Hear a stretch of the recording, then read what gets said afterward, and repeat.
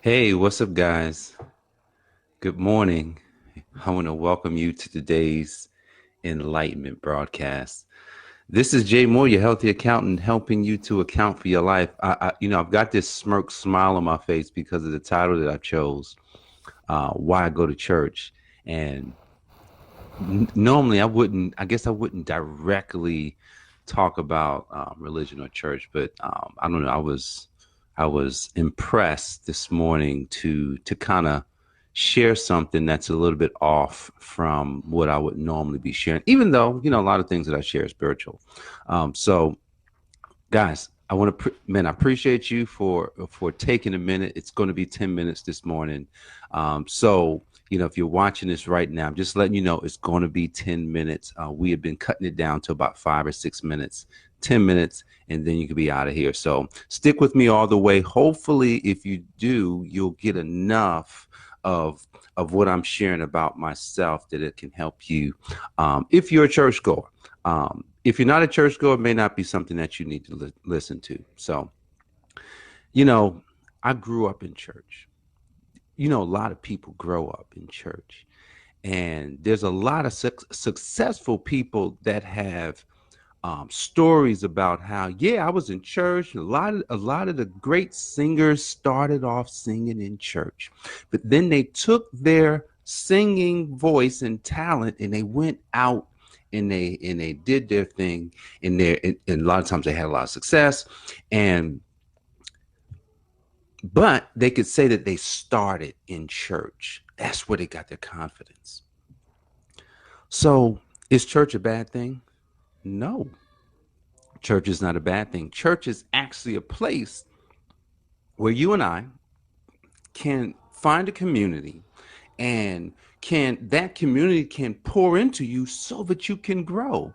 So think of it like this. I grew up in church.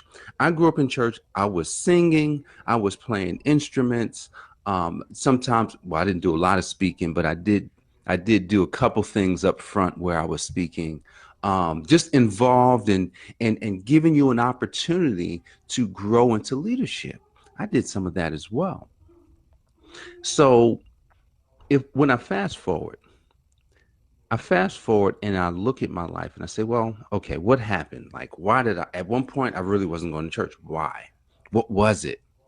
What was it in church that was a turnoff, right? Because that's what happens, right? That's why you stop going. Or that's why you won't have anything to do with religion or church, because you're like, man, I ain't got time for those people. Those people are hypocrites. Man, they're telling you to do one thing and then they're doing it. Does that make sense? No, it doesn't. So I look back and I said, well, there was parts of religion and church that I just didn't like, man. I was like, oh my goodness. Now think about this. If you don't like something, if you found a problem and you don't like it, what should you do? Now, I didn't know that I would be looking to solve a problem really until last year. Well, no, yeah, it was last year, 2019.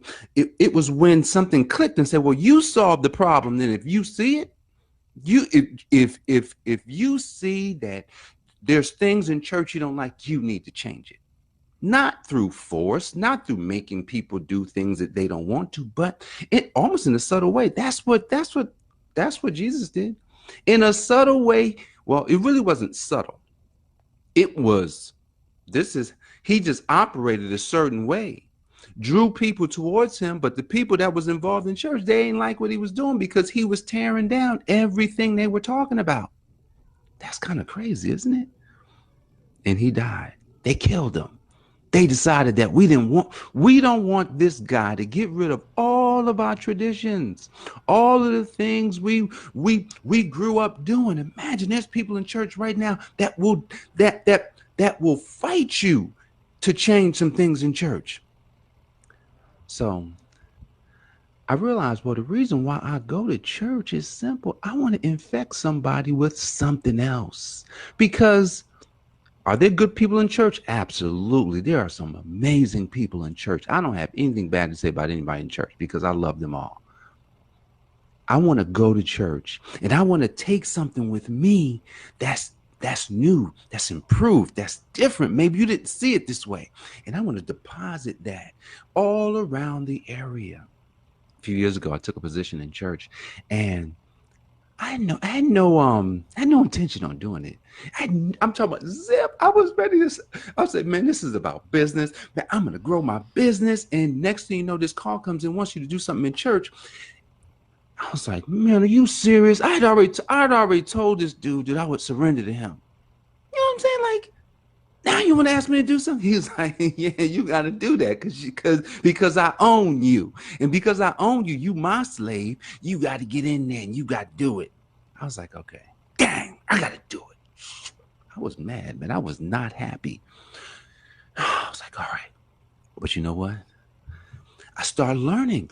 Oh, this is why you put me here. Oh, you want me to infect people with different thoughts, not through force. People tell me all the time in church, they say, man, you just have a way.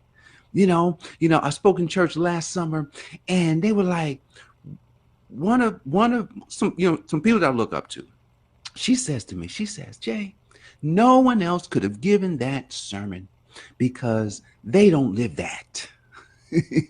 You live everything you said. Do you realize that's an effect? She's starting to see a life.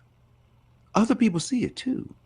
They're starting to see that, oh, this guy's committed to doing something. One of my big I'm sorry, it's not even a goal. The problem that I see in life is that, so I'm the healthy accountant, right? You see that? T-shirt, you see it, don't you? You want one?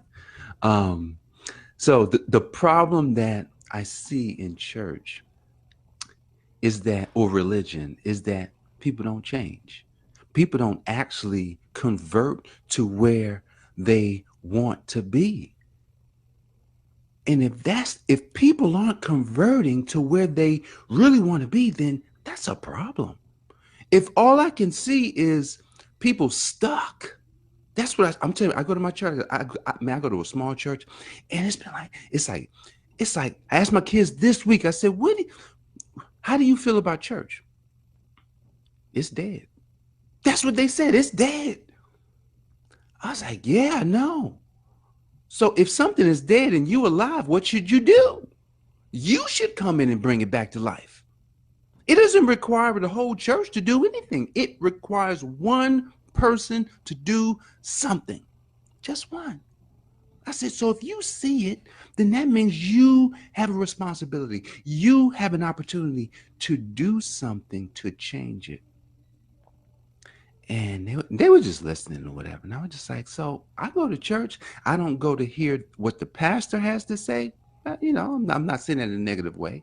I don't go to receive a sermon. I get sermons all week, meaning, the Holy Spirit's pouring into me all week long, all week. So when I come in, I'm ready. I'm just ready. I'm ready to, man, who needs some encouragement? Who needs a quick talk? Man, who can I invite out to, hey, man, you haven't been coming out to next level. You should come to next level. They're like, man, it's every first and third Friday. What are we doing there? Man, I'm going to tell you what we're doing. Listen, man, we are designing our lives to serve humanity. Do you have a gift? You know what your gift is? I don't really know what it is. If you come faithfully, if you decide that you want to know what your gift is, you'll find it. You'll come and you'll know what it is. And you'll take that gift out into the world and you're going to help people. So I go to church. So I used to go to church, though. I used to go to church just to hear a good word. I said, man, I got to go to church. I need a word today, man. But you know what? No more. It's nothing like a good word, though. I love a good word. Don't get it twisted. I love a good word, but I don't go for the word anymore because I allow the word to minister to me every single day. What about you? Why do you go to church? Think about that today. Figure out, if you go, make a decision that you will go for a different reason if you're not going to pour into somebody else, right? That's all you got to do. Make a different decision. Don't go just for the word, because what if the word is not to your liking that day? and it continues on, what's going to happen to you? You're going to quit? Are you going to go somewhere else? I've seen it. Don't let that happen to you.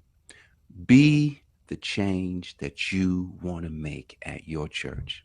All right, guys, I appreciate you for joining me today. It was 10 minutes, and I'm excited because, man, it's awesome when you can say something and you did it. So I'm excited about that. But look, don't miss any episodes of The Healthy Accountant. We're going to start the podcast soon on iTunes. I'm just getting the schedule ready. You know what? I'm going to make it for February the 1st. Next Saturday is the podcast, hopefully the podcast launch.